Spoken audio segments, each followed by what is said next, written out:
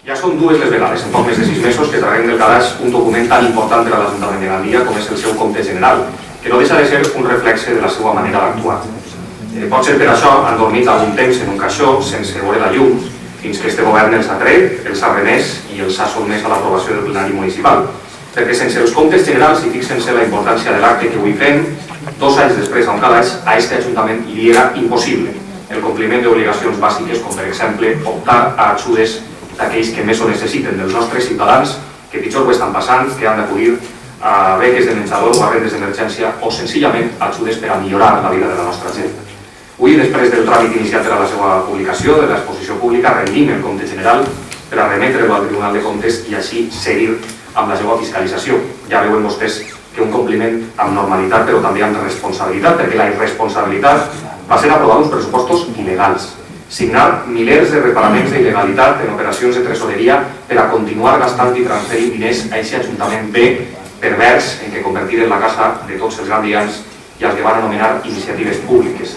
I d'aquelles operacions, estos resultats, el resultat d'uns pressupostos, com han dit ja les intervencions que me precedien, declarats il·legals pel Tribunal Superior de Justícia. Però no deixa de sorprendre, no ens hauria de deixar de sorprendre mai que ens amagaren i que així no passarà res.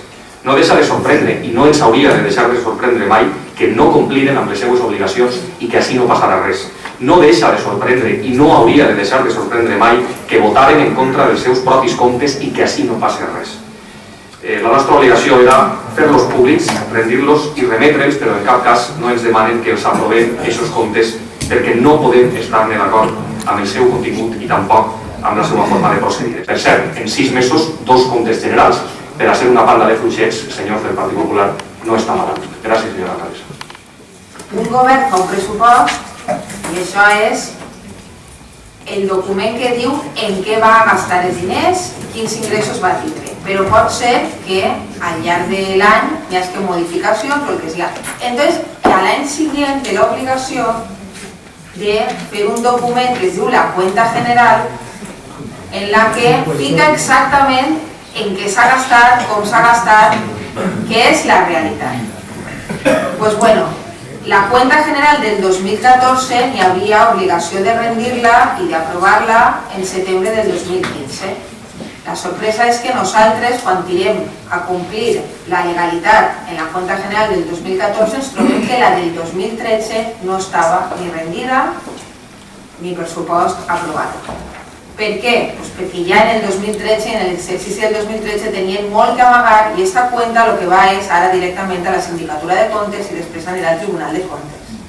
I allí fiscalitzaran la gestió del Partit Popular en l'any 2013 i ara en l'any 2014. Això és per a que sàpiguen el que aprovem. Un document de la gestió econòmica que el Partit Popular, i sols el Partit Popular en majoria absoluta, va fer en l'any 2014. Què passarà a l'Ajuntament de Gandia per a que els responsables de la gestió econòmica siguin incapaços de votar a favor dels seus propis comptes i de la seva pròpia gestió econòmica? Què haurà passat en aquest Ajuntament? I per això que vostès no volen ni aprovar els seus comptes del 2013 ni del 2014, ens obliguen a nosaltres a votar en contra.